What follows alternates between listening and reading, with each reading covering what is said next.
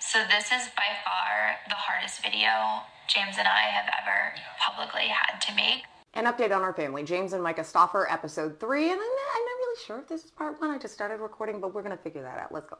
Can't say enough how hard Myka has tried throughout this entire journey and the amount of effort she's put into this and helping Huxley as much as she can.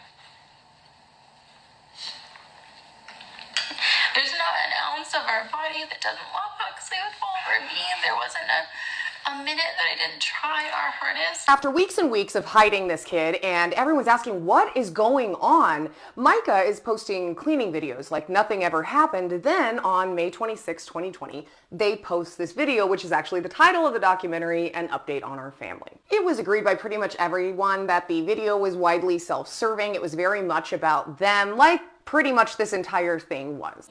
Once Huxley came home, there was a lot more special needs that we weren't aware of and that we were not told. And we've been trying to get his needs met. It's really hard, isn't it? We truly love him. Roll the tape.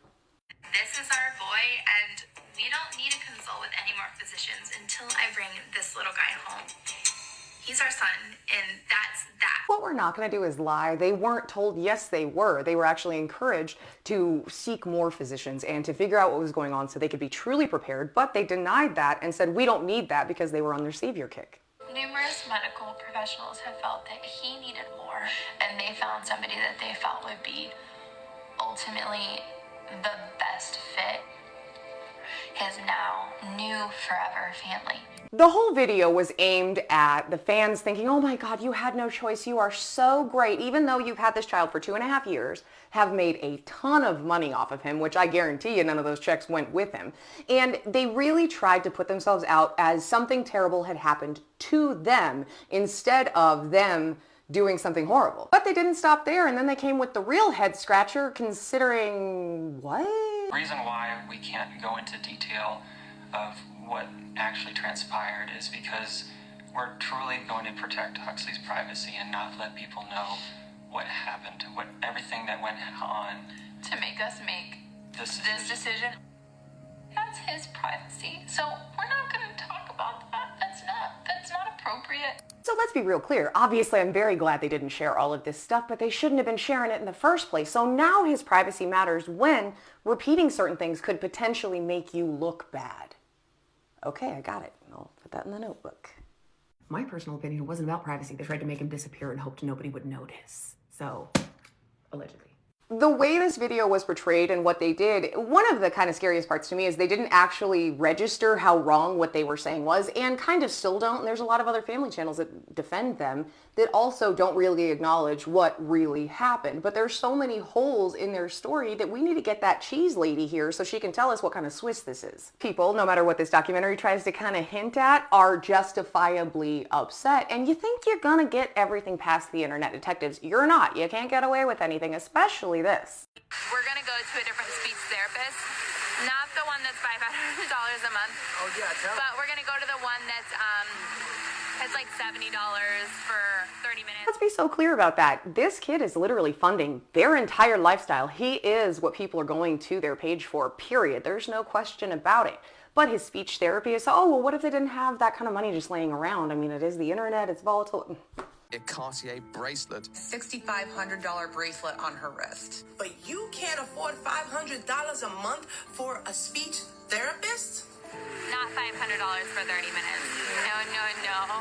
And please, let's be so for real about family channels. These kids pay their own bills, but they don't have any legal protections. They don't have any laws like child actors do or anything like that. There's some places that are really trying to work on that. However, there's no protection. He can't have the speech therapy that he needs because you don't want to spend his money like that. Oh, yep.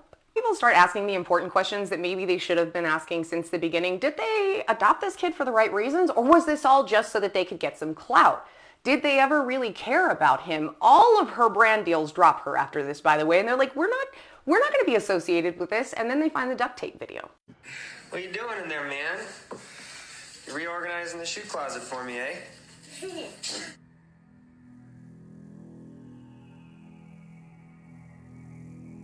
The interesting thing about that particular video is they were aware of how wrong what they were doing was, especially with that duct tape, the thumb guard, all of that stuff. Because you got to remember, this is a kid with people who don't seem very warm to them. That's a self-soothing behavior. Then on the other side, that video itself, once they realized that clip had been left in, they deleted the video, removed 20 seconds, and then put it back up. Now later on in the next part, I'm going to have to do 2 parts. They have a lot of family channels on here that are defending them, and of course they're going to defend them because their children are also paying their way in life. So it, you know, would be kind of a strange look in the way that they were.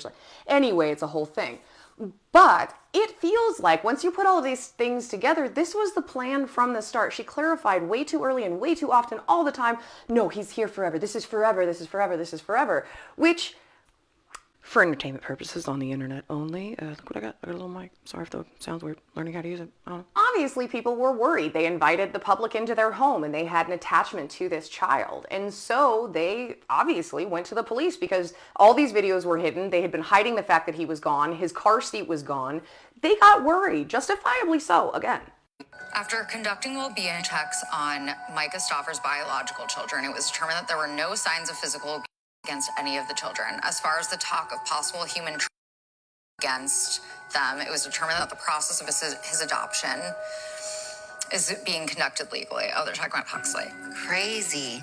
Definitely humanizes them more. It doesn't. Definitely gives, like, the other side of the story. See that? I left that in on purpose. It kind of humanizes them a bit more. It actually doesn't.